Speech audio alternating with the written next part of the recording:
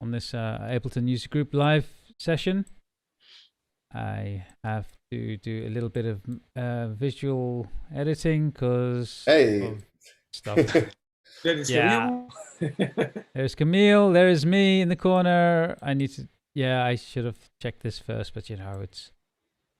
When does it ever go right? You're giving us all a nice place now that we are somewhere. Yeah, we all have a corner. Yeah, I just see myself in the corner though. Sorry? You should see everyone else now. Everyone's in there. Oh yeah, there we go. There we go. Just a bit of a delay. Nice. Ah, there we go. Yeah, there we are.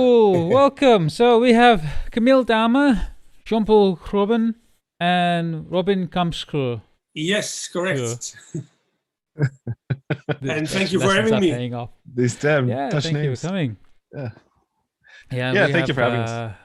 It's great having you guys on board for this Ableton 11. So as we know, Ableton 11 turned up a couple of weeks ago with a big fanfare, correct. Lots of cool, amazing stuff happening with it. And now it's been 2 weeks later. We've seen all the YouTube videos, the tutorials, and now it's about the time to.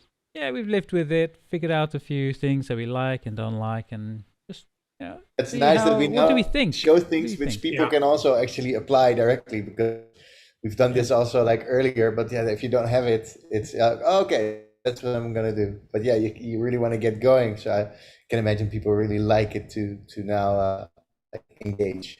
And also they've figured out the tricks. And they have, you now know what to do with the things, like all the new features, pitch loop, for example, the hybrid reverb, comping as well. So we now had a couple of weeks to practice and figure out how it works into our workflow. Then what we're going to do today is just show you a few of these things. So if you have any questions, just shout it out on the Facebook group, or we're also live on YouTube as well, Ableton User Group Amsterdam. Feel free to drop some comments and we'll answer them as we go along. I think we will all be more than happy to answer any questions from people. Absolutely. I mean, for me, I've dove into it, not too much yet, but I already found some things that are really interesting for me to use to make things more organic, or make things a bit more unpredictable, etc., etc. I love the probability feature.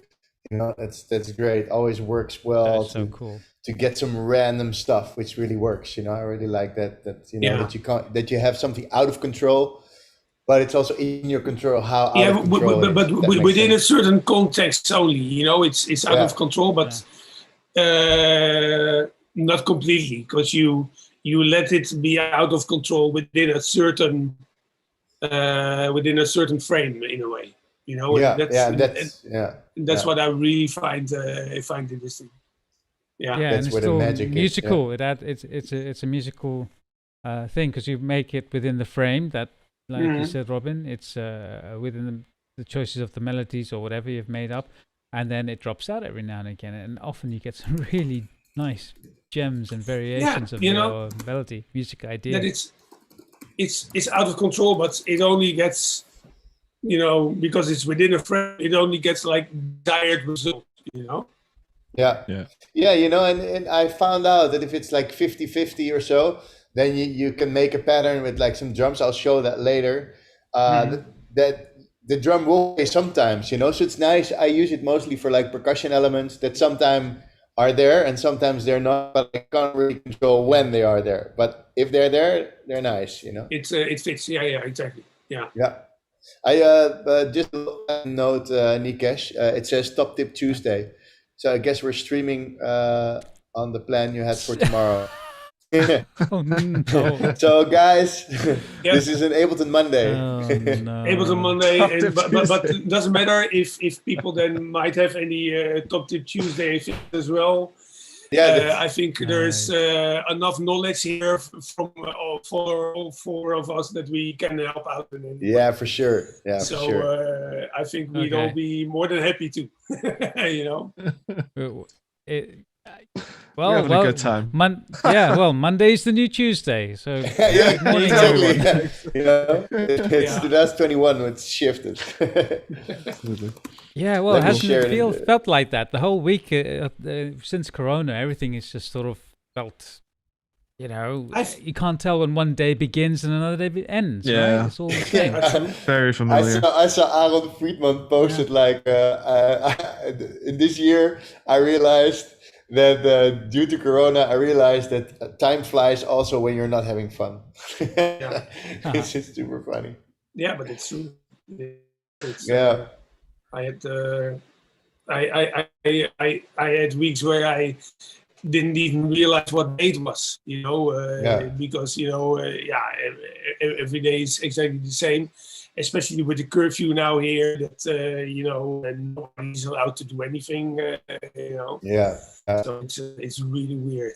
Yeah, it's super strange. I do have like my classes every Tuesday and Thursdays. I usually do stream Wednesdays structure, but then from like Friday till Monday, I'm like, it's weekend. But you know, also because I work for myself, the days are already hard. But if you're inside all the time, it's crazy. You know, it's really crazy. And how is that where you are then? How is there a curfew at night as well, or is it much there's more relaxed? Curfew here, I believe, from 10 till also to like 4 at night, 4 or 5 in the morning, and but like restaurants just opened during the days, like from 12 till 6, you can sit on a terrace and have dinner or have a drink.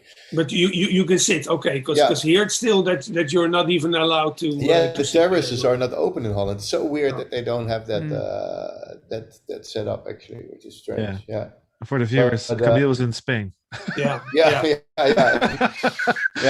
mean, if you didn't see, this is a beautiful skyline. Or is background? It's not Bennekom or something like that. You know, the village of Bennekom.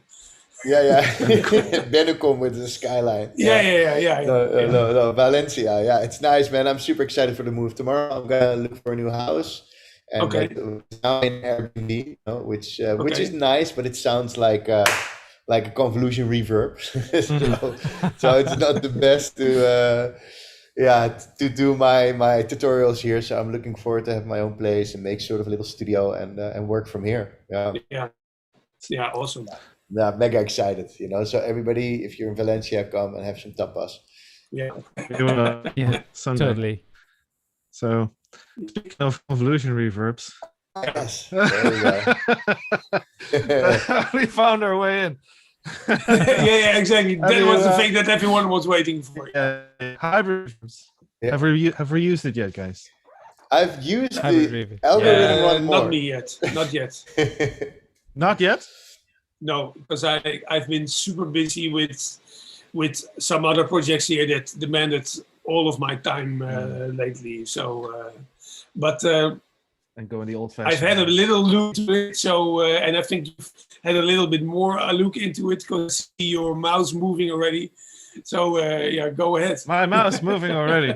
Oh no! I have a little project prepared. I do like the new freeze function on it, and the feedback. You can feedback it into the reverb freeze. You can go on holiday to Valencia, come back, and it will still be okay. And if you play with the size, then you get all these real artifacts. Like, you know, I love that with just to record some strange. But the size, wouldn't that be like a bit like how a granular synth works? That it closes the. Yeah, it sounds a bit like it's grainy or something, you know. But if you move grains, if you move the size of the reverb while it's like in freeze mode, it's just you get these really weird kind of results we really like these sort of interesting effects. I like that a lot. Just to record, man, it's great. But I also checked the convolutions. There's even like the Ableton office is there as a convolution thing, preset, and it sounds nice. I really like the presets for the convolution. Actually, it's nice. Real places. They're cool. Where should we find that one then? Yeah, I think the Ableton office was in there, or was it in the beta only? I think it was. No, it's the kitchen, wasn't it? Ableton canteen. Canteen. That's it. Canteen. Yeah, awesome. Yeah, but it's a great thing to do. You know, I mean, if you're a software company and you have a canteen anyway, why not? Why not make something out of it? You know? yeah, exactly. Yeah. So, and it's not like anyone's actually in the canteen these days. You know, it's completely empty anyway. So. Yeah. Well, even more reason to coordinate on methods. Good point. Yeah, I have a little project here. I have only used the convolution reverb here in on one of my return channels anyway for the for some reverb, obviously. And I've only used the algorithmic part. And yeah, my go-to has so far always been the shimmer, because I like those little nice. Yeah, the shimmer is nice. Little extras. Really but I have to admit I have to look more into the other ones there as well, because I'm sure they're great. But you felt shimmery. Shimmery, yeah, exactly. Okay. Yeah. I don't know. I always like those I don't know, effects that add a little extra to a sound. Yeah. Color or whatever. Artifacts. Yeah, exactly. So I have it here, and the convolution part is turned off. I've used it in other projects though, just to add a little bit of realistic space to a sound, like a shaker, for example. Some shaker samples are really dry, and then it's just nice to add a little bit of ambience to it. So that's one of the cases where I like to use it. I guess I can just play a little part here from this track, and maybe then we can zoom in on a few little things. So let me just press play.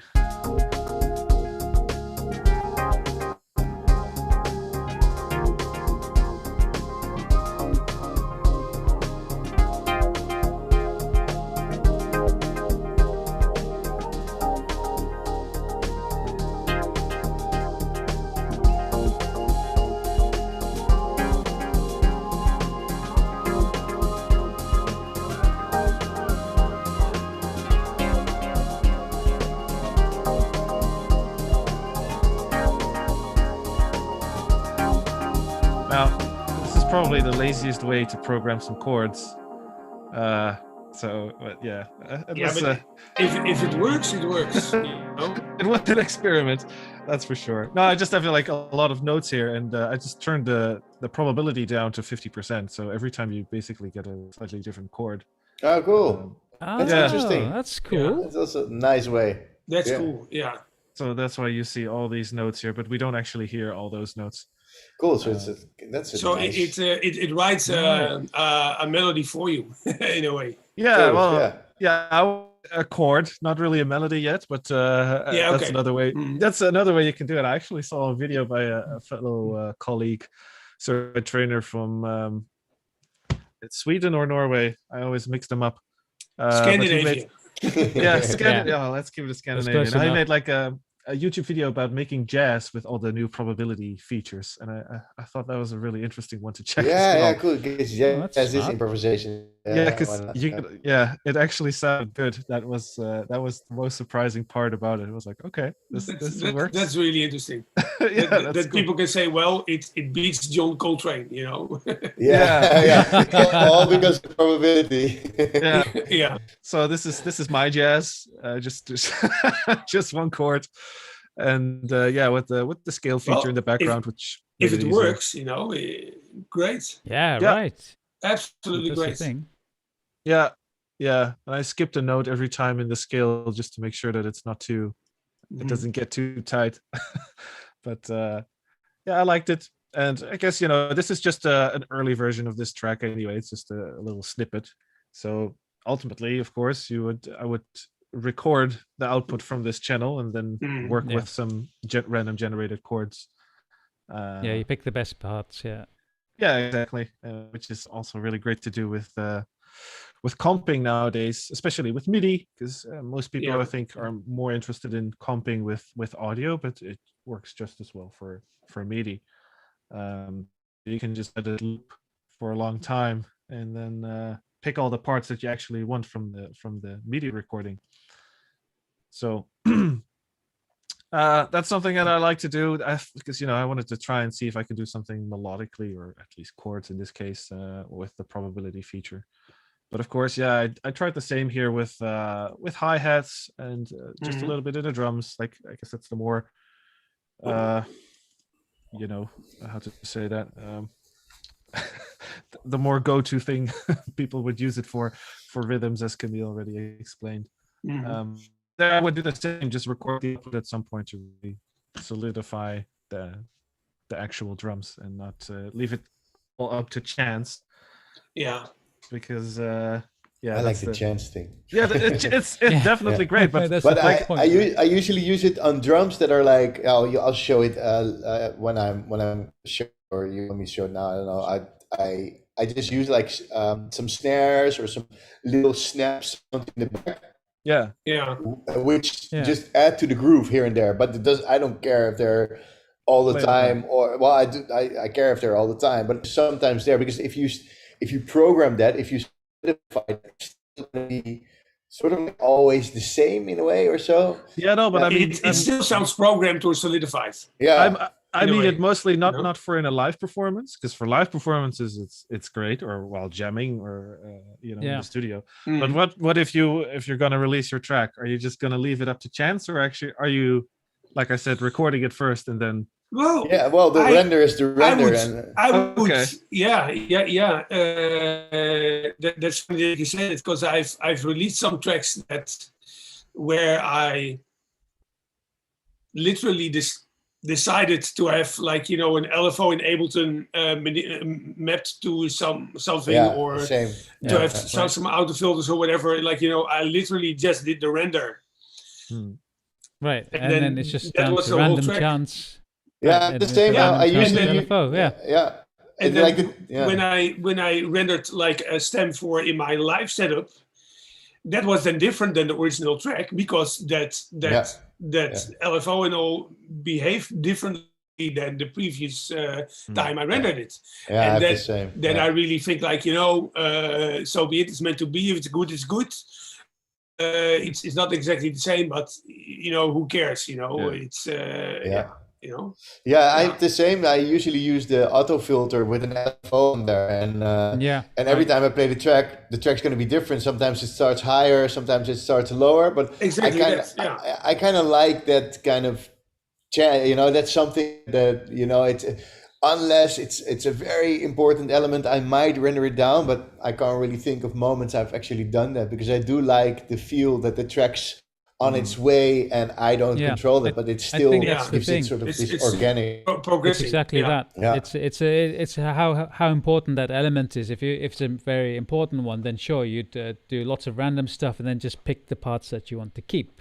You render it down. But if it's just incidental sounds coming in, maybe in the background, just a little bit, just to keep the groove going and moving, then sure, whatever, just put it down to chance.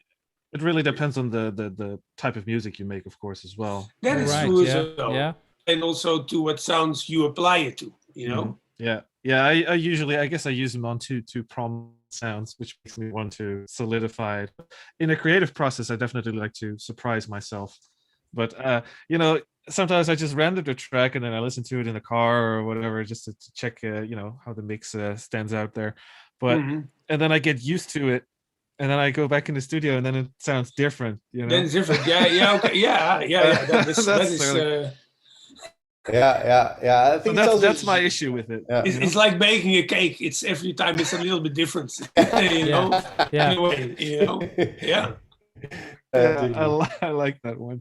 Now, I guess one other feature that I would like to show in my project here is the MPE part, since that's something. Of course, that's heavily integrated into 11 now. It's all over the place, isn't it? Yeah, definitely. And it's a bit tricky to get into at first, or to really see the benefits from it, because I don't play keys. I don't play keys either. I do have a Rolly C-board here, but it's mostly just to try stuff out with and to see how it handles Live 11. But so I just figured I'm gonna try to do something on my old school way, and that's just drawing stuff. Because of course that's the great thing, is that you can draw stuff if you don't have a controller like that. So that's what I have here. This clip on first glance looks very boring, just looks like two single notes. But now in Live 11 we have an extra little tab here in the clip properties, which is just for the MPE. And here it's very easy to just create some pitch bends per note. and that's really great stuff. It also makes it much easier to make these bends than previously with just a pitch bender, for example. Yeah, because these are like whole notes, like on a scale or not. Exactly. Yeah, you can. Yeah. You And can with the pitch bend, it's not. No, with pitch bender, it's just you can set a range with the pitch. Yeah. But then you can go to the max, and then you'll always get to 1 octave up. But in between, you really have to be a trained player to really use it effectively. Or you have just if you're drawing it, then you have to really listen every time you change the lines. But here it's really easy. You just see the keyboard, and then you can just add one of these little dots, and then just pull it to any of these notes, and then it will just cool bend that way. So that's exactly what's going on here. Let me solo this here for a second. So yeah, you can also let's start over there for a second.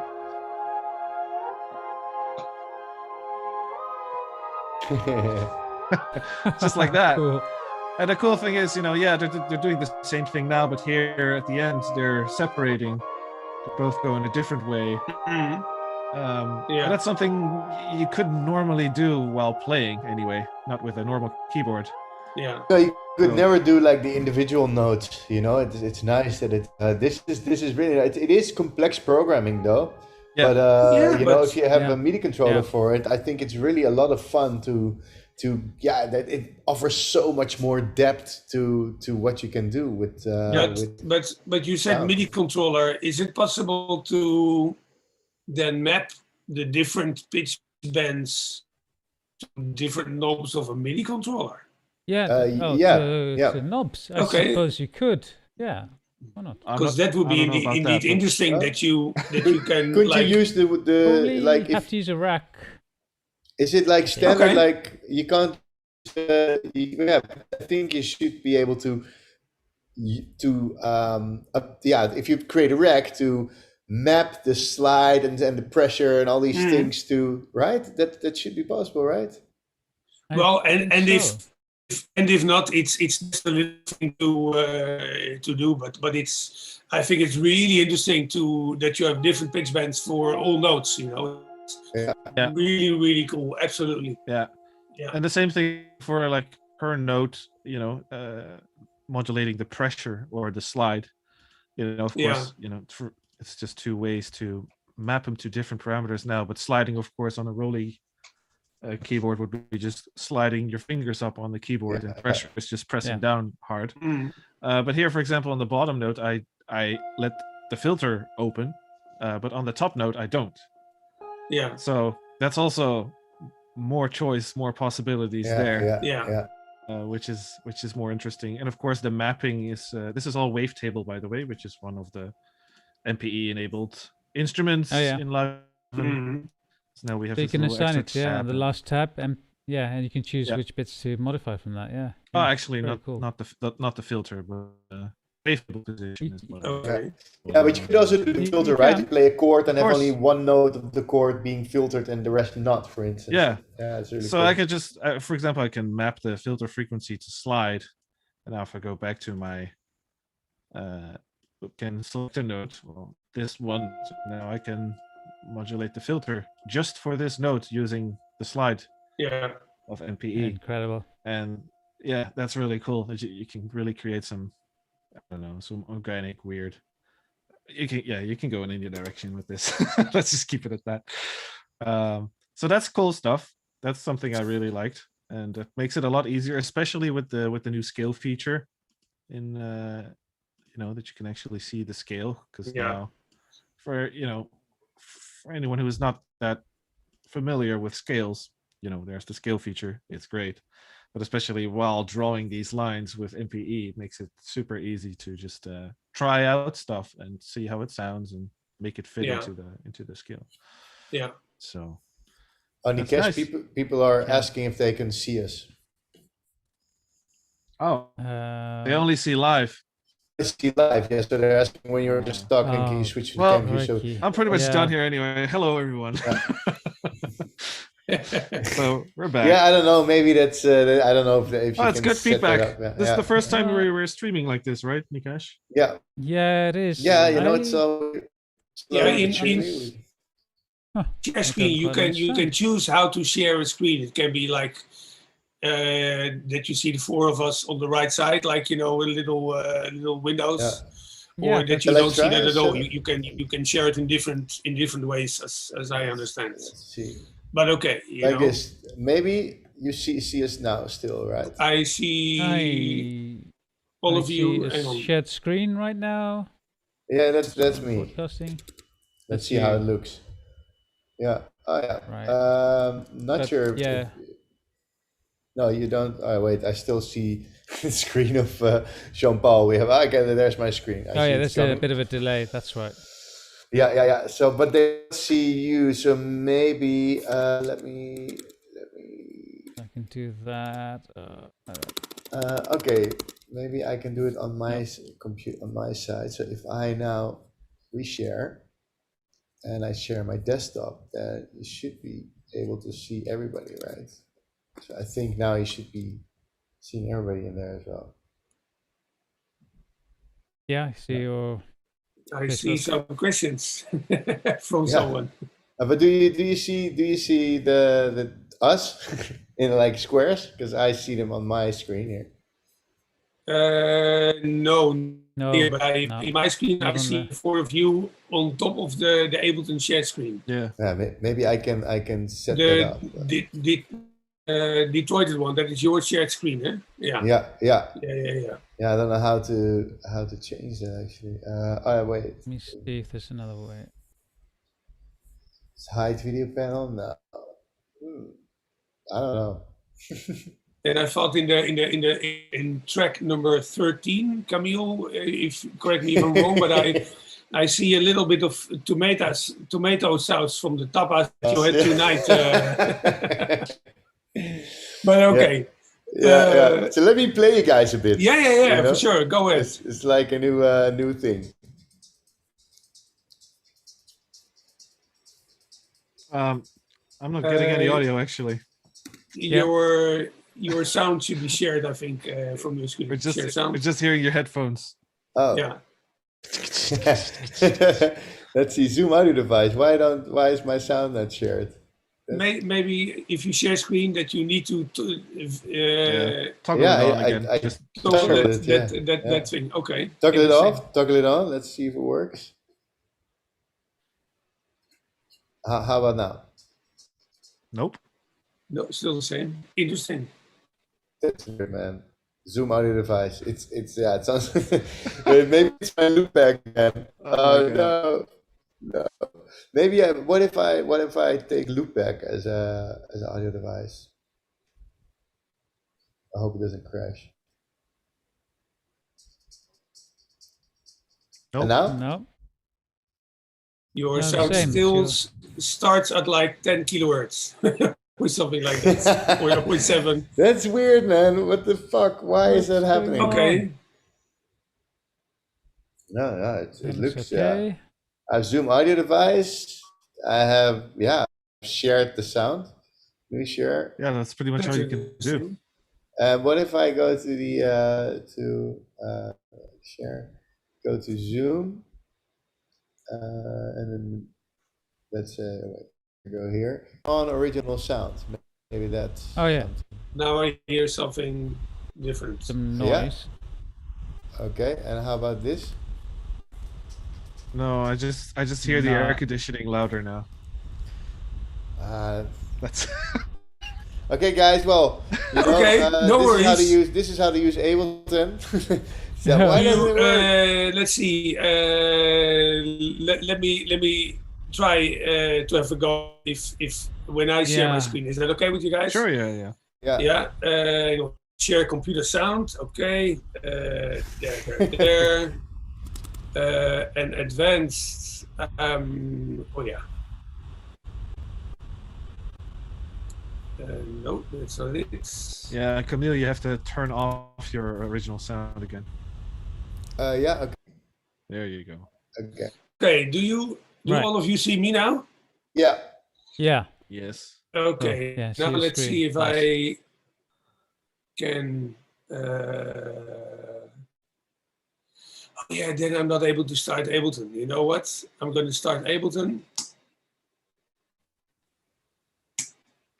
Play, and then I'm going to share again because I was not able to stop it. You hear this? Yes, we do. Nice. Just the one sound. Yeah. But Because it's the now, solo. I need to go to the toilet, guys. I'll be right back. Okay.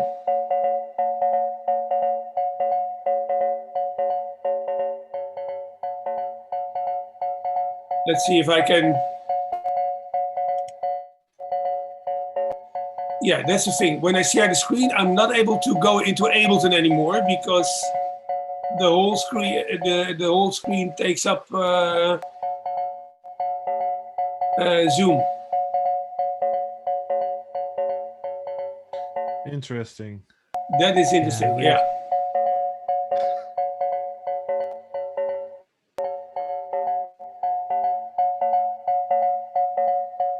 Yeah. What's even weirder is that we get this cropped screen the whole time. Right, so half of it's missing. That's because I'm moving it because I want to into Ableton. But when I have Ableton with the shared screen in front of me, I'm not able to touch anything in Ableton. Are you just sharing your whole screen, or just one window? Yeah, that's another point. If you're sharing a window or the screen. Well, I'm sharing the screen. Maybe I should just share one window. Yeah, try that. That hang on.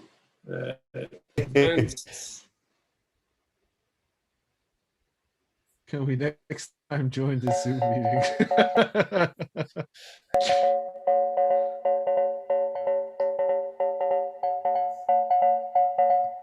Wow, it's really big. Still, I've never seen this before. Still not. I'm not able to. What's going on? When I share the screen, I'm not able to touch anything in Ableton or anywhere else because it takes up. That's so bizarre.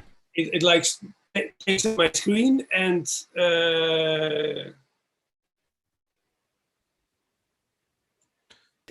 That's weird that we've you know, we've checked this beforehand. Yeah. We've done this hundreds of times before, right? Okay.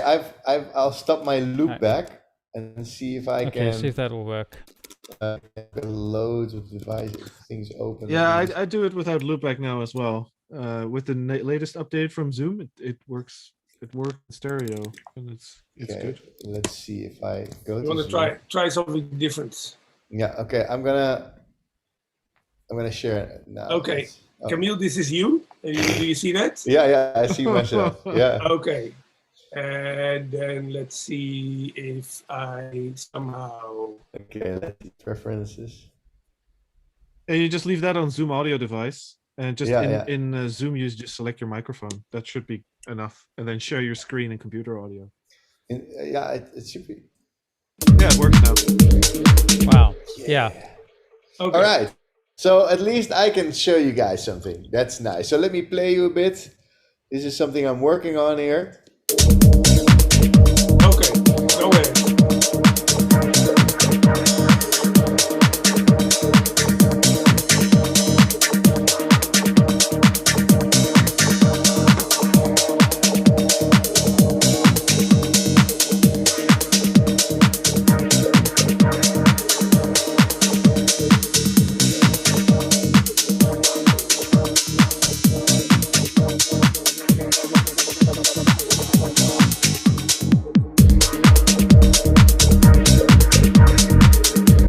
So this guy is I love the Spectral resonator. It's like I think my most favorite thing to just create drones or it's really interesting how it treats the sound. Yeah, it's like granular. It's like a sort of granular kind of / vocoder unit. I really like it. And with this, I put it on the hi-hat, so it's on the hi-hat group. So the hi-hat group goes to the send, and on the send is the Spectral resonator.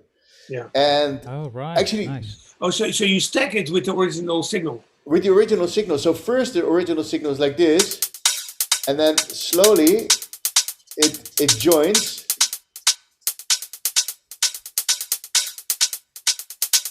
And then also it starts to move here.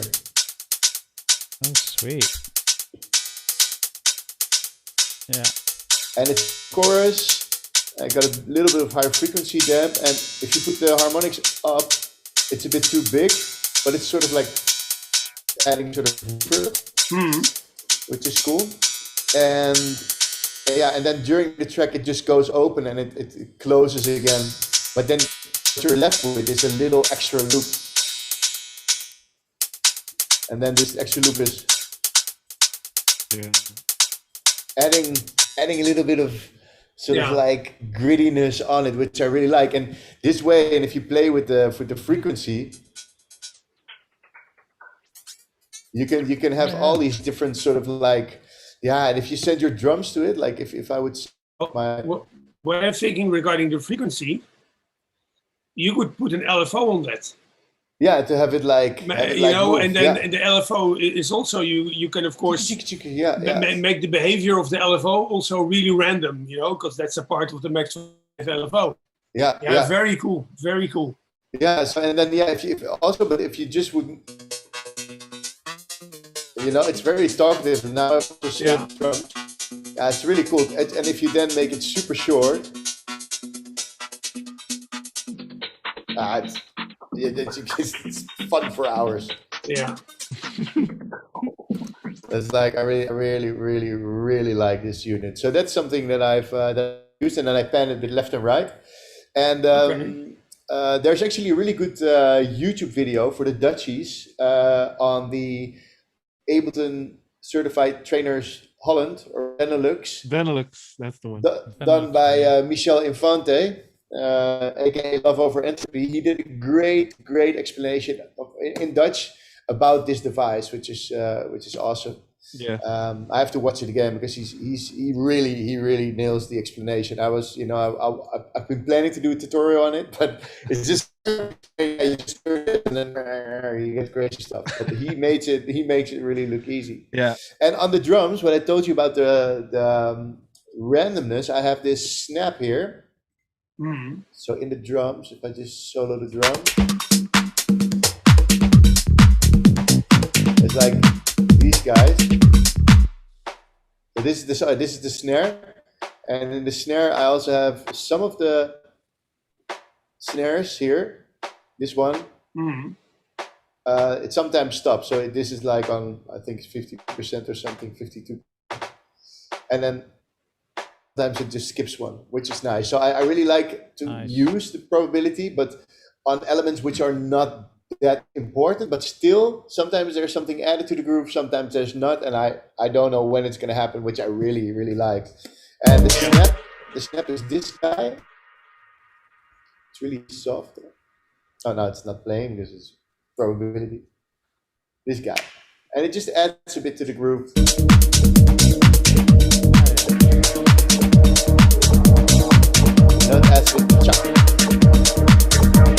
No, I didn't play. It's nice. You solo it, especially when it needs the probability, when it needs to play and it doesn't, and you're like, doesn't play. But this is what I really like about the new 11. I think the Spectral resonator is so much time. Any of you tried the Spectral time yet? Yeah, I was just going to say that I messed around with it on my, so I write dub techno a lot, and I've been messing around with that the last few tracks. So I have a thing on the Spectral time. Let me stop sharing, then you can. Can I ask Camiel, meanwhile, just really quickly? Is 12 return tracks still enough for you, Camiel? Oh yeah, the return tracks. Yeah, no. No, I like return tracks. I have a crazy chain. I like them too. Yeah, man. Here, watch. I have a crazy chain of like this is crazy chain too. I need to call it crazy chain, crazy tapas chain. I'll call it. Oh, because the maximum is 12. So I was just curious if that's still enough for you. Oh yeah, because I've tried. No, sometimes I run to the max because it goes to L, I believe. Yeah. Oh, therefore, hence the question. Yeah, but it's nice, man. I've got the crazy tapas chain, and it's a flanger and a delay and a phaser. And if I send, for instance, my drums there, you get all these cool which one is it? Oh, it's F. The old flanger and phaser. Yeah, it's the old guy. I need to upgrade them. Ah. I need to load in the new ones. I was expecting to see an upgrade button there. And, but it's nice if you have something like this. You can just. So really spacey. Yeah, but it's nice, So I can always, when I think of something, hey, in the break, I want to do something. It's actually a good reason. I'll probably open it up and have a sort of like, then it starts to move. And then when it comes out of the break, I close the send, and then the track goes on like normal. So it's great to have some of these. I also have delay set up, so I can just send something to delay. Like for instance, this clap, send this clap to delay,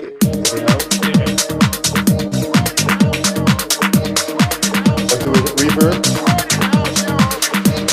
I like it. You can like sort of DJ with your own project. I really like it. Yeah. Is that how you record these tracks as well? Do you play them live? Mostly. This one I actually didn't. Usually I create like a bunch of scenes here. I just play some clips, and you can right click and capture and insert scene. So I create a bunch of scenes, and sometimes I just jam the whole track. Mostly I think 90% of my tracks are jammed. And sometimes like now I was sitting here, I was like, I'm gonna make a track, and then I just thought, I'm gonna do it in arrangement view, because I like to like switch up the ways, not only because I'm teaching and I want to stay, I want to know everything, but also because it's just fun, and you take a different approach, you get different results, I guess. Yeah, you get different sort of restrictions if you do it one way or the other way, and that because you're locked into one view, you get inspired to work on it in a different manner. Yeah, definitely. Yeah, and I like sometimes to start with a loops and scenes and just record, and this looks great. see where it goes from there. Yeah, exactly. Yeah. What happened? Nikesh turned into us. Well, we have that now that view that goes view. Golden ratio. He's the golden ratio, man. If you and I'm offline. Okay. God, that's obviously not the share screen button.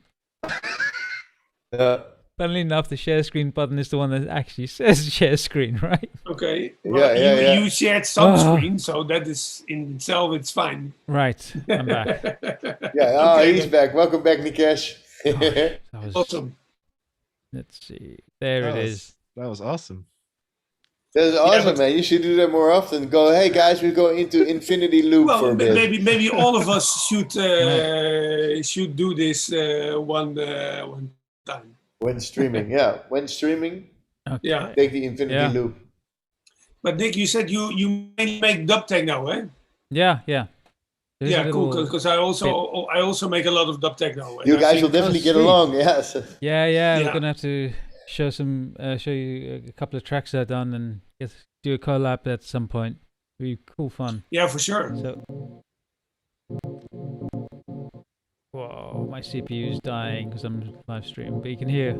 Yeah. Look at that on Spectrum time. Nice. I dare not play the whole song, otherwise you'll just die. Yeah, you're using the operator as a synth. I think the stream just died as well. If I look at Facebook, I just see a black screen since you started sharing. I'm sorry. Oh, crikey! No, we're still here. We're still here. Wait, if I stop right sharing, so like that. Well, you can hear it in the background. I can describe what's going on. But my computer's just dying. Yeah. No, it's too much. So. Yeah, we have a black screen, he says.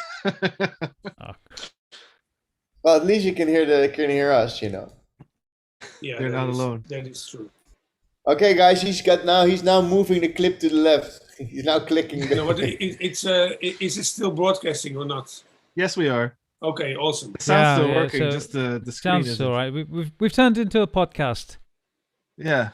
Let's move to Clubhouse. Yeah, it's Clubhouse, but then it's just like Facebook without a screen. I installed it and I have never been I've never used it because on Clubhouse people see that you're listening in. Because You know?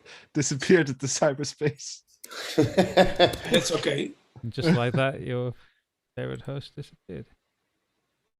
Well, what I could do is I could just play my part of Ableton, what I wanted to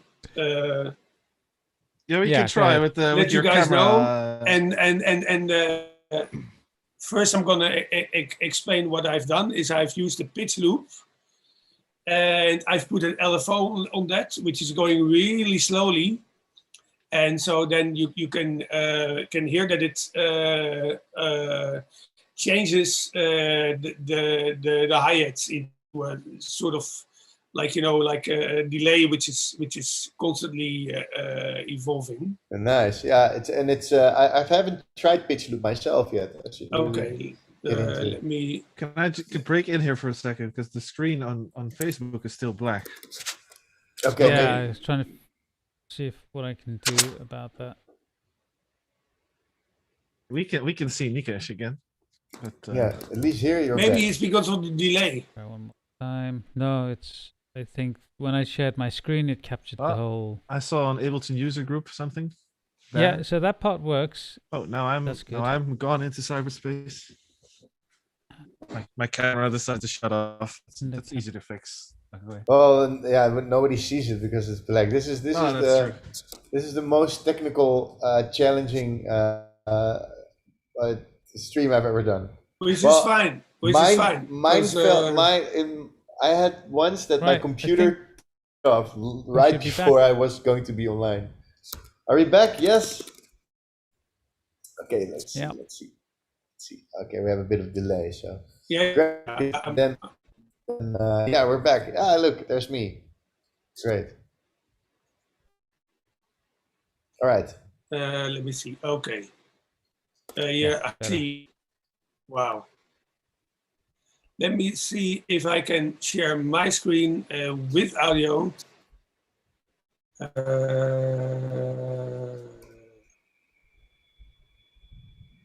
No. It's.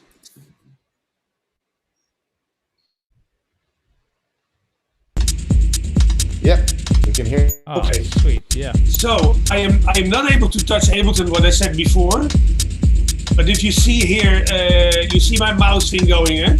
Yeah. My cursor. Okay. Well, this is actually not a digitone. This is the analog rhythm that is playing. You see that there's audio coming in, and you hear. Basically, what you hear is the LFO mapped to the position of the pitch loop. Oh yeah. And you just hear it fluctuating all the time. And what I'm busy with is now I'm just discovering this little part of Ableton, and I've also used this on. Hey, it seems to work now. Okay. Hey. Awesome. So it's also on here. This is the digitone, what you hear now. Yeah. And you hear fluctuating all the time. Yeah. Yeah. So now it's on something very simple like the position.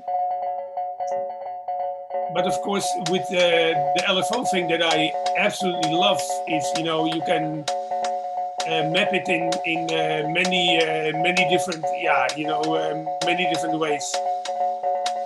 So this is like what I've been mainly using now from 11. This is one of the first things I've been really diving into. Yeah, nice. And this is a little thing that I'm working on now. I don't know where it's story yet, but it's kind of getting there. So let's see what happens.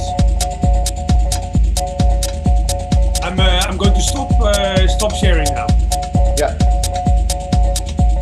But nice. Of course, but of course, I'm only scratching the surface of this particular device now. And I'm really looking forward in the coming days, because now as I explained before, since 11 was released, I've been very busy with some other projects that needed my attention first. But those have now been sort of finished. So I'm really looking forward to not only dive into the pitch loop, but also into the other stuff. Yeah, man, it's a journey. Yeah, but there's so much, and also I think this update's really good. You know, on all the stuff, like the Spectral devices are an endless journey. This pitch loop thing is an endless journey. NPE is quite a thing to explore. You know, so I think there's a lot of time for them to build 12, because we'll be busy like exploring all the stuff that's new. You know. So it's going to be hard to beat a lot of these for 12. You know, how could they improve any further? What else is missing? I mean, the entire, you could build an entire song from scratch in Ableton, master it, mix it down with a whole bunch of funky, groovy effects and so on. It's going to be hard to be better than this, right? Yeah. Well, they'll probably come up with something. But Jean-Paul, I saw you used channel EQ. I hardly use that one. It's got a bit more character to it, right? Or not? Or is it? Or is it very neutral? I use it. Yeah, I have it in one of my racks on one of my channel strips that I basically have on every channel. But let me explain my thought process with that. Interesting. Give me a second. 1, 2. There we go. And here we are. Yeah, pretty much at the end of every channel, I have this channel strip device, which is just an audio effect rack with a couple of effects in there. And one of them is a channel EQ, one of them is a sidechain compressor that, you know, if I load a new channel, let's see if it's actually on there right now, because every now and then, no, it's not. But let me just grab real quick. That with the chain, you immediately have everything that you would like to have on there. Yeah, basically, yeah, at the end of the signal chain. And one of those things is just a simple EQ that lets me change the overall sound of the channel very easily. And they call it a musical EQ, I think. That's the message I got at least once. But that's because like if you boost the lows, it's a shelf, but it starts cutting at a different frequency than where it starts boosting. So boosting is more to the left, and then cutting it starts to do that a little bit earlier.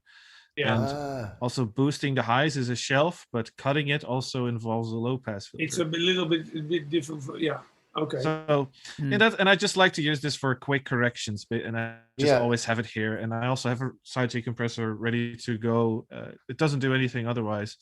And then these things are just for automation. So here I do my volume automation, and I just have a high pass filter and a low pass filter, and some mid-side balancing that I can do. And ideally, I put all my effects in front of the channel strip. So this thing always comes last. Yeah. Okay. Yeah. Neat. Yeah. Interesting. It's for anyone who wants to have it as well. It's a free device you can download from my website, which is soundsuite.nl. Soundsuite.nl. Okay. Suite SUITE. Yeah. Okay. Sure. Your camera died again, Jean-Paul. Oh. It's the power into the. Yeah, I'm not. No, I think it's getting too warm. I think that's the. Oh, that's issue. It. Okay. Yeah. Good stuff. Is that channel EQ? Is that tube based? Oof. That the tube gets too warm for your webcam. So yeah, that's the reason. All right. Okay, that was the joke. Okay, fair enough. There was something I wanted to show. Oh yeah, I remember. Yeah, I wanted to ask you, Camiel, if you've been looking at and actually I can. Where is my zoom?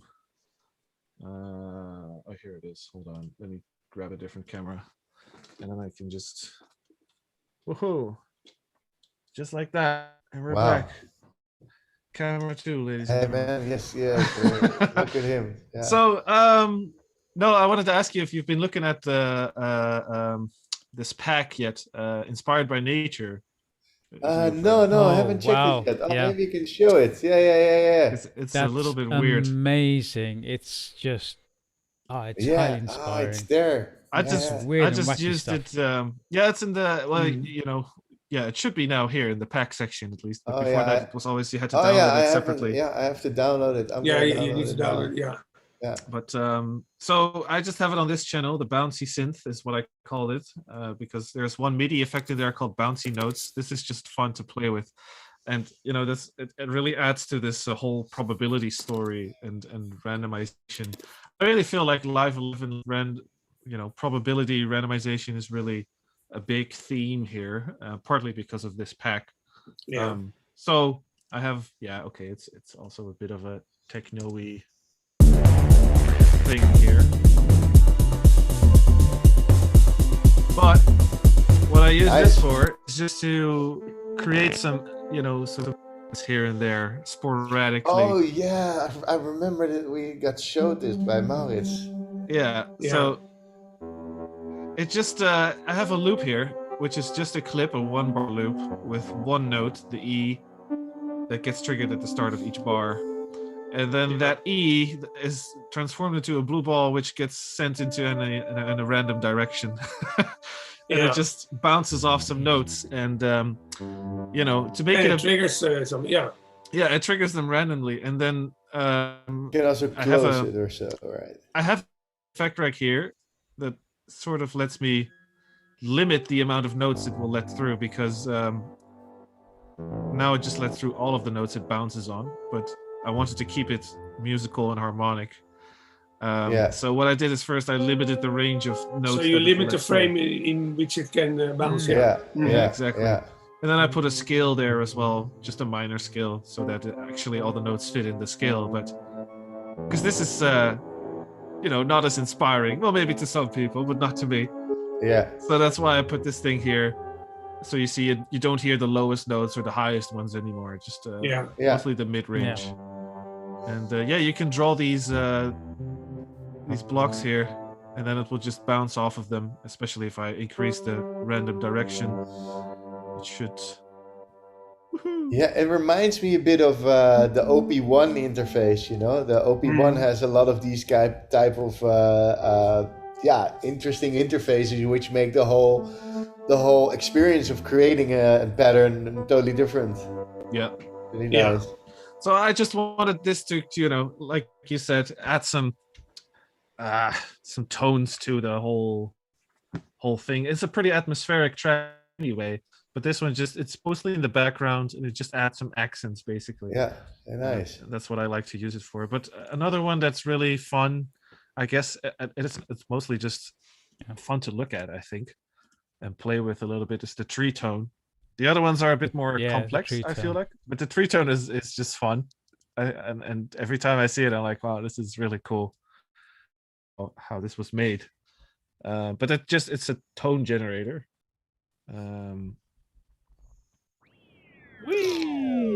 Oh, look at it! It's also like it just creates branches into random directions, and there's different algorithms you can select down here, and you get these drones basically. Yeah. Cool. That's right. And then you can say, scale it up. Yeah. Nice. If you put a big reverb on this and you cut the highs a little bit, then you have an instant drone. Yeah.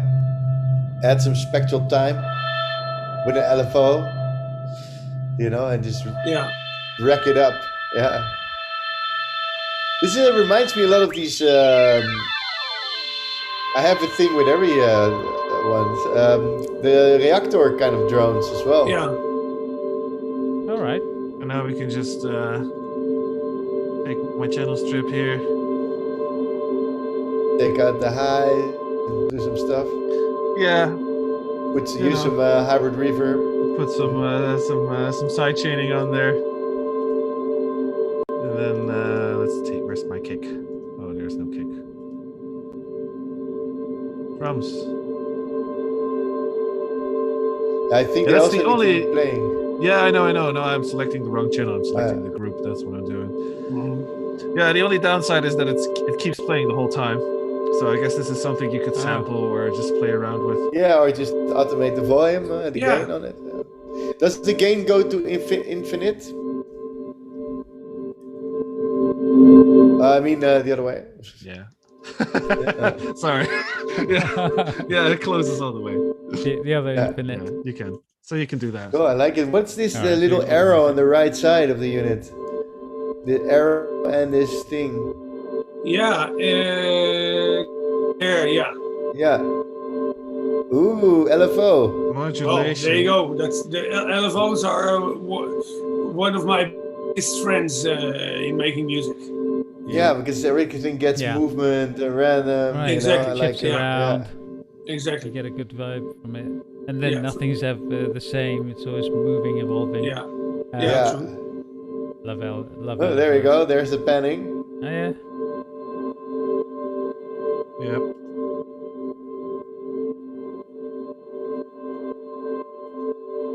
Nice. Really nice. So it's the sync. Yeah. So there you go. Killian says Tritone looks a bit like the VST instrument plugin called Synthplant. Anybody? Synthplant's great. You can get the DNA of the unit. So cool. Yeah. Such a well-made plugin. It's super old also. Like it's. Synthplant. Years, it's still fun to play with nowadays. Yeah. There's supposed to be a Synthplant 2 coming someday, but I have no idea where it is or if it's even. Yeah, they're still watering it and planting it. It's yeah. Still, that's it. That's probably it. Yeah. So yeah, that's just it's definitely something to check out. These are really fun devices to play around with. Yeah, man. Yeah, for sure. Just wanted to show them, see if you guys use them already. No, I haven't. Thanks for the heads up, man. I'm gonna write it down here. My book. I'm gonna check this out. Oh, you don't see my book? Look. So weird. Yeah, really cool. I mean, there's a whole world to discover now again. You know, with all the new features. Yeah, actually, have you seen Pascal's video on the YouTube channel, Camiel, about macros? No, I haven't watched that one. He's made some really crazy rack presets that will help his creative process there. It's a very, I think it's very personal on how he approached it, but I thought it was a very interesting way he approached it nonetheless, because I wouldn't have thought of it to use it the way he does. Yeah. But with those snapshots and everything, it's really where are they? Yeah, here, the macro variations. Yeah. Yeah, so I see they've added also. I was just saying with the snapshots. What if you're recording a MIDI clip and you change the snapshots? Yeah, it will record the new positions of the macros, right? And then you can go back in and then adjust the curves so you can have this endless evolving synth sound or drum sound or whatever it is. Yeah, like it morphs into the so wacky. But you have to modify. If you record it with the automation on here, yes, with these little little buttons here, then you can just play with them. So I could basically demonstrate that, I guess. So we record. Although I don't want. Oh, that's it pushes. Yeah. What's the solution for this? I always turn push off. Yeah, exactly. Yeah, I think that's it. I'm not sure actually. That's something, because then it will always record MIDI, and you don't want to record MIDI. You just want to record automation, and it's interesting how. Okay, so I thought I was crazy. Yeah, no, I agree. That's something. Maybe they need to make a button that you connect. Yeah, push in that way while it stays on. The software disconnecting. Yeah, it would be great. So now it just records the new positions of all these. Exactly that, and then you can go back and mess around with the curves as you want. Or you can just randomize it like crazy. Cool. Yeah, it's super cool. And also, I do really like if you make just a rack from an operator or a wavetable or analog, and you create some mappings to some filters, and make sure the ranges aren't too crazy. Then you get different versions of the patch you have. Yeah. or maybe some totally different. And also, it's fun with FM as well, that the whole sound changes because you go to the snapshots. I think it's really a wonderful way to record presets inside of your racks, which is cool. Yeah, absolutely. Yeah, and that's basically what Pascal has done. He has only one macro for everything and just a bunch of snapshots that he uses to switch between. Yeah. I don't know. Cool. Yeah. Yeah, it's great. You should watch it. Okay. All right. I don't know how to explain it right now. Yeah, you heard it. Yeah, so it's the Ableton Certified Trainers channel, right? We've made some Dutch videos for it, and all the certified trainers did a movie, I believe. So it's really nice to get some Dutch tutorials going. I can expect some new ones coming from you now, right? Now you're in. Yeah, let me get tomorrow I'm gonna look for a new place, and if I have a new place, I'm gonna set it up, my mic there, and record like there's no tomorrow. Yeah. Awesome. Definitely. I have a whole list of tutorials that I want to make, so it's really fun. Oh, but you're in a hotel now, or in an Airbnb. So I rented this apartment for a month to look which area I want to live and see a bit the areas. But I bought a bike last weekend, and I can bike around now. So tomorrow I'm going to look for go to visit a house for the third time, and I think that one might be it. It has 3 rooms. So one room is music room, one room is guest room, and one room is for me to sleep. Okay. Sounds good. Nice. That'll do the trick. Yeah. Yeah. Right. And, yeah. I hope so. And then I'm glad your Airbnb internet is good. So. Yeah, this one is pretty nice. It actually has 100 up and down. It's fiber optics, so that's great. So I hope the new place. It's actually mentioned that it would. So therefore, it's a good one. I think it's close to this area I'm at, close to the beach. So yeah, I really like it. Oh, nice. Yeah, nice. So guys, tapas are on me if you come to Valencia. Yeah. Yeah, as soon as all the lockdowns over, it's not. Always not welcome. only us, but half the people at the Ableton user group will take you up on your invitation. Hey, Camiel. We'll go with 2 buses. Yeah. Those tours buses. Yeah. Follow Camiel Daamen to Valencia buses. Yeah. Lessons in live tour bus. Yeah. That'll be great. Right. Yeah. That'll be ridiculous. Fantastic. Funny though, I'll arrange a producer holiday. Learn some kiting, Yeah. Not a bad. Let's see. Are there any questions from people that we haven't answered? Oh yeah. Let's have a look. It's about that. Come on, guys. Any questions? No questions. Let's see. Oh, strange. Just some viewing. Just some comments. Yeah. We've been so clear that there's no questions. That's then you're streaming. You're top of the bill. Nice. Well, at least we had a bunch of watchers as well. This was nice. Is there in the Twitch channel, in the chat in the Twitch channel, of course? Let me check if there are. Right. I haven't. We forgot about we have the Twitchers. Oh, we forgot about the Twitchers. The poor Twitchers. Poor Twitchers. Oh no, hang on. There's only one person watching at the moment, and that's probably me. Okay. Because we didn't answer all the questions. But it's just a very new. Oh, it's the Ableton User Group Amsterdam Twitch, right? We should add it to. Man, I'm gonna follow it. Why am I following it? Let's see. Because in my experience, Twitch is usually a very, very good thing to stream on. I can't find it. How is it? Is it one word or? No, because of the limits, I'll put it in the chat, but it's Ableton _UG_AMS. Yeah, it's not really easy to remember. UG_MS. Yeah. All right. There you go. AMS. Yeah. Okay, cool. But they didn't allow you to. Well, here, follow. Yeah. Boom. There we go. Nice. In the meantime, there's plenty of stuff there. We did receive some questions. Yeah. Okay then. Bring it on. On Facebook. Have you experienced any CPU problems with Live 11? I didn't, actually, but I have a of friends that say, "Yeah, and I'm not happy." No, And but I haven't.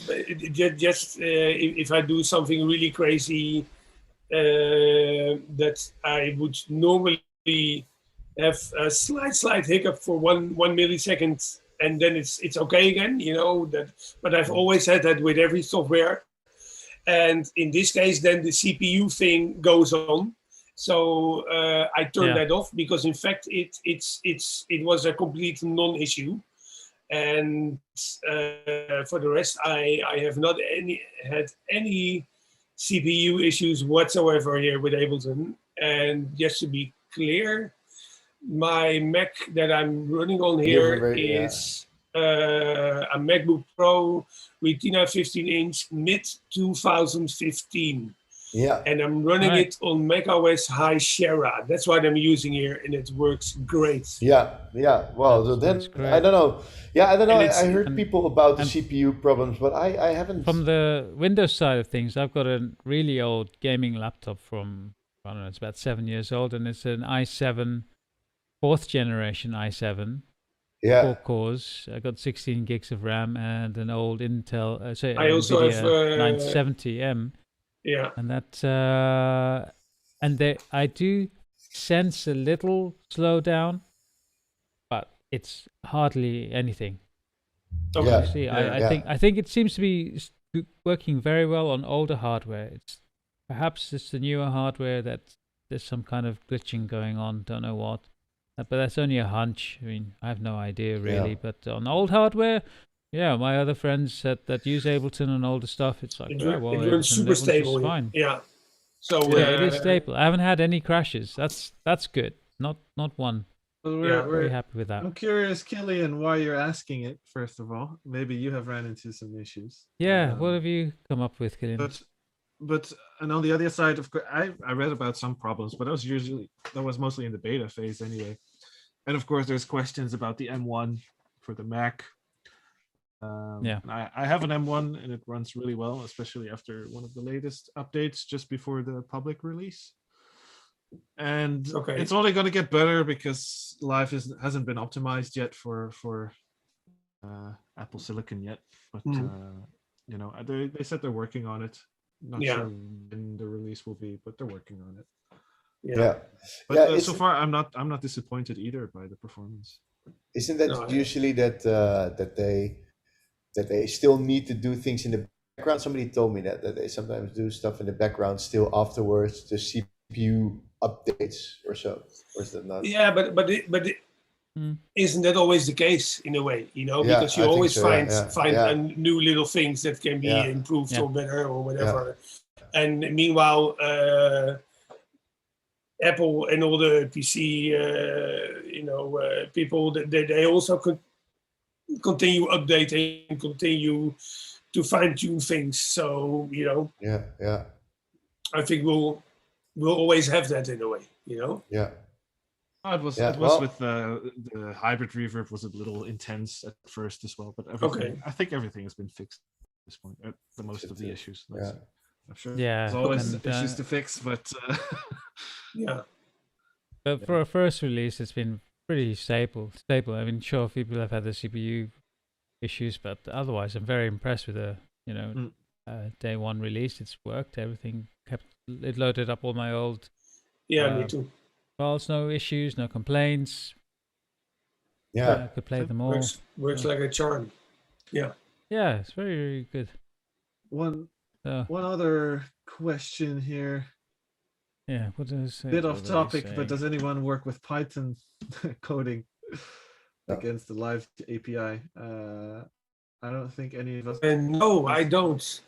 I do know. I work with people who do, and it was a bit of a frustrating issue that the control surfaces now use Python 3 instead of Python 2.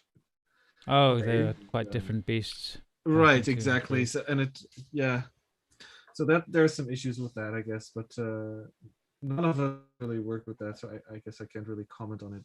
All right, here, Killian. Killian. It's mainly when I'm selecting a big amount of space in the arrangement window.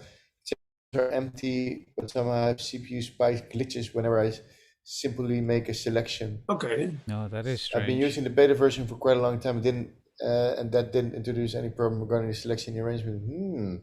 Yeah, maybe try reinstalling it, or like would that be it? Yeah, why not? Okay. Try. I don't know. That's what I usually turn it off, turn it on. Yeah. If there's something which always helps, it's turning it off and turning it on. So uninstalling and reinstalling is hitting the monitor always. And hitting the monitor has to do with screen selection or selecting an area. I'm gonna go out on a limb and suggest perhaps graphics card update. Maybe. Yeah, it could be a graphic card thing as well, because if it's selection, it might be more related to your video than something. Well, not just messing that, up with also the interrupts. screen you're using. So I don't know if you're using 4K, for example. That's of course, 4K has been a pain, I think, for many programmers and software updates. At least it was with Live 10 for sure. But so I would expect that most of that has been resolved as well. But yeah, you can always make a new bug report and see if there's some feedback on it from Ableton's side. But it's true. Yeah, true. That's the best way to do it. Just make a video of it and send it over to Ableton, and maybe they can investigate and see if it's an existing issue. There you go. Triple 4K. Yeah, that's wow. Are you using that, Camiel? That's a lot of pixels. No. I'm reading Killian's response. Okay. Might that be part of the problem? Yeah, that could I assume so. Yeah. Yeah. Try it with just one monitor. That's legit a good idea. Just try disconnecting two of the monitors and see if there's any difference if you do it with one. Oh, Mark Eeps says, I'm upgrading control surface scripts for 11 in Python 3, but there's hardly any info or documentation out there, hence my question. Yeah, the LLM model for Max for Live helps. I saw a topic about it on the beta forum. So I'm not sure if you're on it, Mark. But that's as much as I can say. Yeah, definitely check out the beta forum. No, but there was an issue about it that it kind of came unannounced, the change to Python 3. And they were a bit late with with this whole change. It caught a lot of people by surprise. So that's I guess I don't know point of improvement for Ableton, but I'm not that deep into the whole material. No, there was definitely some discussion going on about it. Yeah. I'm trying to find it now. But... Yeah, Python 3 is fine.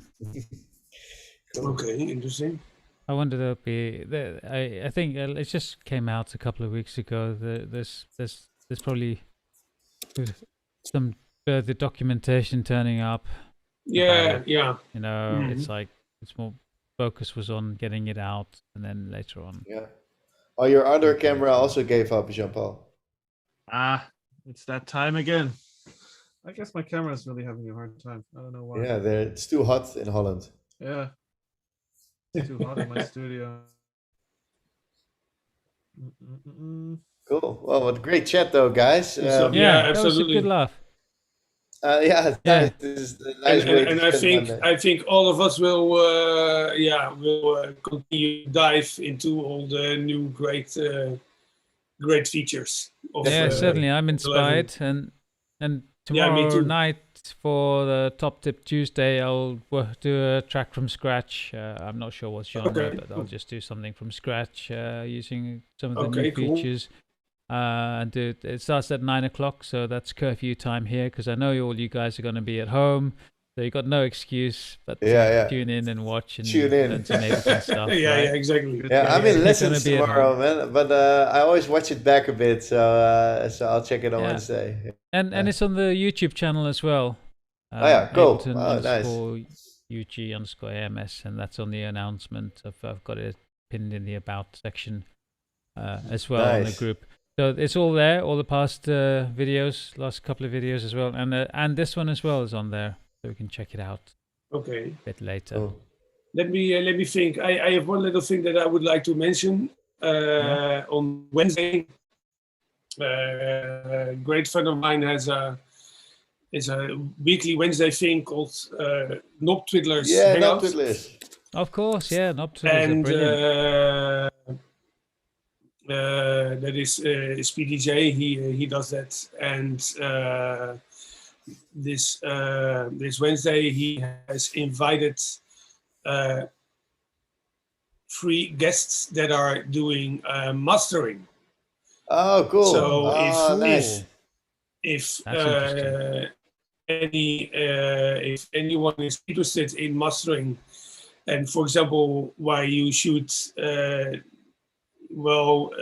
probably not want to master on your basic setup at home, but also a lot of things like, you know, how what can you take into account to make your music, you know, so in such a way that the mastering has can do the best job on making it, you know, sound great for radio and clubs and festivals and your high fidelity audio system at home and all.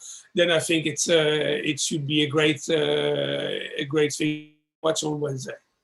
Yeah, I'm very curious about it because I usually me too. I usually watch on Wednesdays anyway. I love it. Well, you've been a guest in it as well. Yeah, when we the Ableton special in Yeah, but I always try to watch because normally I stream as well on the Wednesdays.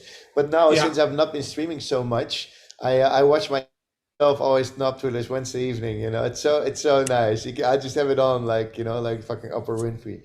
You know, going. And sometimes I'm just writing something like, oh, you know, it's so chill and everybody's so relaxed and you hear really, really good information. You know, I think there are so much. Like everything that I watched in the past year from what Jochem was doing, there's so much information I gained from it and insights, and it's really nice to watch that. It's my favorite show of the week. but what I've also had is I've learned some interesting things. Like, for example, one of my other techno heroes, Luke Slater, for example. Is Luke Slater is like Jochem. They have, like, you know, the biggest, best studios ever with the best equipment and all. Well, it's like a museum of devices. And then Luke on the first one of the first Knob Twiddlers, Luke explained that, you know, he wanted to prove to himself that he could make an album or make music with Ableton only. Oh yeah. And also, like, you know, only native Ableton things, you know, and he did that, you know, so he made an album, and that has been released on the Osgood Tone label from Berlin. Wow, and it's a great album, you know, but completely made in Ableton, you know, and can you hear it? Like, because that's a good test, you know, to see if he can find a way using the native like saturator, native like tube, dynamic tube, whatever, to create still sort of like analog kind of sound. I wouldn't know for sure if you can hear it, but I do know that the album I think it's the Archangel album. I'm not sure. I'm gonna check it out. Yeah, but you know, it sounds great, like any other Luke Slater stuff, you know. Yeah, I'm gonna watch Drum Shell. It was one of the first, was it? I believe I've been there as well. Oh yeah, May 2020. That's perfect. What a great date, May 2020. You know. Ah, right. I'm gonna watch it back. And you know, that proves as well. Like, you know, for example, I'm very much a hardware guy. All of my sound sources are mostly hardware, but But now and then, like, you know, I also get really carried away with all the internal stuff, and that has also, you know, brought me, like, you know, great music. You know, so for me as well, like, you know, I love to play with hardware, but then again, I also love to do things completely in the box. So you know, I don't think one is better than the other. You know, it's different workflows, but both can be absolutely amazing. You know. Yeah. You also have a lot of hardware, right, Nikesh? You did a live show. I did, yeah. I did hardware? that at no, just off all in the box, but at OT 301, I did that just before Corona turned up. I did a live set and had it recorded. Okay, cool. Yeah, which was really good fun. One of the first live sets I ever did, and all in the box. I had a launch pad, my Akai little MIDI keyboard, the small one with all the knobs and so on. And then since then, I've expanded it a bit further. So I was playing around with Volcas and pocket operators, but now I'm looking into bigger synths. So I've got a Sculpt model that's just sitting over there, and I've got the S49 Mark II MIDI keyboard, which is so nice. It's nicely weighted, and that's came with Contact and Contact version 6 and a few other bits and pieces. I am looking to get one of those new circuit tracks, Novation Circuit. Ah, yeah. Friend of mine, Johannes has one. That looks great. fantastic. Yes, yeah, two built-in MIDI synths, and it can control two external. Two built-in synths and control external synths, and four dedicated drum tracks as well, or sample tracks. It's a cool interface, man. Yeah, you can assign the top knobs to different parameters, or you can have a filter and you can change that around. So that's nice to have different sort of setup. Yeah, that's really cool, and it works as a really good MIDI and controller as well as its own MIDI sequencer, so you can plug it into Ableton. And have it sequence everything live on top of whatever else is playing live as well. So it acts as an extra control surface. And I also have a TR8. I sold mine. I don't know. I have an Electron, and I was moving. It's TR8. I'm not really using it, and a friend of mine has a TR8S. Francisco, and I don't think we're gonna buy a TR8S. I don't know. It just doesn't. It doesn't do it for me. I do like it for live performance, with the faders. It's really nice. But I played with the TR8S when I had a 4 guys 1 cave meeting, and I was programming it, and I don't know. I don't know. It didn't appeal to you, yeah. Yeah, the interface doesn't suit me anymore. So I rather have a bit more complex stuff. Than this. I don't know. The sounds I couldn't really. See, I only use 2 drum machines here. Yeah. And one is a TR909 for the TR909 sounds. Yeah. Nice. And the other one is an analog rhythm. Yeah. I think that's enough. And I bought the 909 like 25 years ago. And I still have it. And the analog rhythm, well, Camiel, you know the story about that. That's the analog rhythm was supposed to be only the replacement of my 909 in live sets. But then I discovered, that it's actually a great drum synthesizer. And it's been a very powerful studio tool as well since now. Yeah. So I've seen you a lot with it in Groningen. Amazing, yeah. I might want to get an Octatrack, man. It's like Ableton in a box. That looks amazing. I'd love once I'm set here and everything is flowing, and I really like to take like a month, get an Octatrack, and spend a month on it. It's like exploring. But you need to study it because exactly. It's really complex, and if you know how the machine drum work and the analog rhythm work. Like the Octatrack is like 3 times as complex. And I just like got an electron digitone here. You're going to have to read the manual on that. Yeah, definitely. A few maybe. Yeah, I read the manual for the machine drum also a lot. But as soon as you've done that, I know someone who has done 2-hour live sets with only one single octa track, no external mixer, no external anything else. And then can you imagine if you hook it up? If you hook it up with the other devices, man, it's great. I think if you just buy some Electron devices, you can build an insane live show. And it has the nice Electron sequencer. Yeah, it's very steady and what you said about Electron devices, I don't know if you saw it, but not yesterday, but a week ago, Sunday, I did another live jam with Speedy J. Yeah, I checked it for a bit. Yeah, and my whole setup there was analog rhythm, my Electron digitone, which is an FM synth. Yeah. And my Zone DB4 mixer, which has effects in it, and that was all that I used. Nice. And then Jochem used some other hardware, and then we just listened to each other what was going, and we were able to jam 2 hours live. Yeah. So, nice. Yeah, such a great place there. I went to visit him after this show. After we did Not Willers. You've been there. Yeah, he showed me a bit around. Like, I said, "Wow, man, all this stuff. It's so nice to see all this classic game. It's really cool, and the whole vibe and the whole atmosphere. It's nice. Really, really nice place for also a great man cave. But also he, while he has this hardware, he is also diving into the new Ableton features now. Like also the comping part, that he said as well. It's great to just jam away and then use the comping part to quickly find things that that are handy to use it.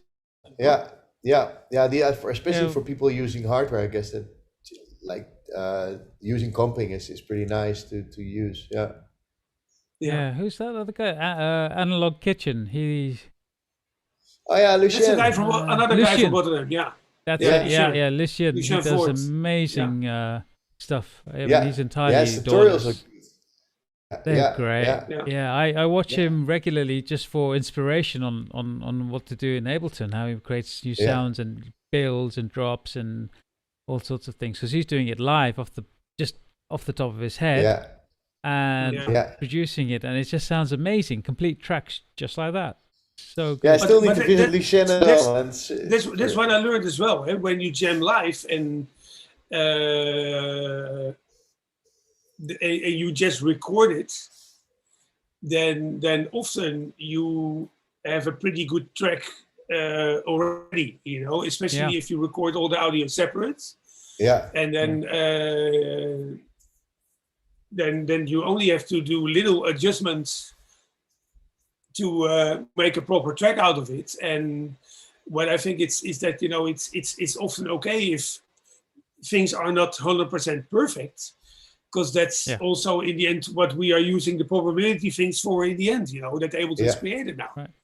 So if you just do a live jam and things are falling perfectly into place, like for 95%, then I think it's okay to leave the other 5%, as it is, as that keeps it organic as well. And that's what Lucien is as well, I think, Yeah, it's so cool. Yeah. Yeah, interesting. Many ways to come to great results. Yeah, definitely. Yeah. Right. So I think we've done the whole hour. Covered a lot of stuff. Yeah, pretty much covered everything that we wanted to cover for tonight, I think. Yeah, it was a nice chat. It's good cool. Seeing you guys, seeing what you're up to, and great to see you as well. When is the next chat like this? When are you going to do the next one? Is it next Monday? Typically, no, every 2 weeks on Monday. Okay. So cool. Approximately twice a month. And, we should do this more often, man. I really like this whole chatting bit. I do. It's nice. Yeah. And so some people in the chat also asked if they can be invited to the Zoom meeting.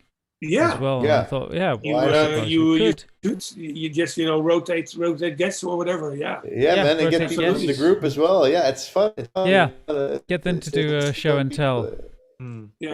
Yeah. So it Yeah. will Yeah, be a let's do thing, a that. regular thing, every 2 weeks. on Joost, I think it Monday was evening. Joost that asked it, right? Joost? Yeah. Yeah, nice. Awesome. Great. So Well, guys, Okay then. It was a nice time, Yeah. guys. yeah, Yeah, see for you sure. Thank you at very the much. next one. Hasta la próxima, they say here. Yeah. Okay then. Thanks for Yes. and it was nice All to right, see you. guys. Nice to talk to you. Good to see Okay you. then. Oh, See you. Yeah. See you next Yeah. time. see ya. Okay then. Fade to All right. black. Here we go. Cheers. Bye. Bye-bye. Bye. Bye. Bye.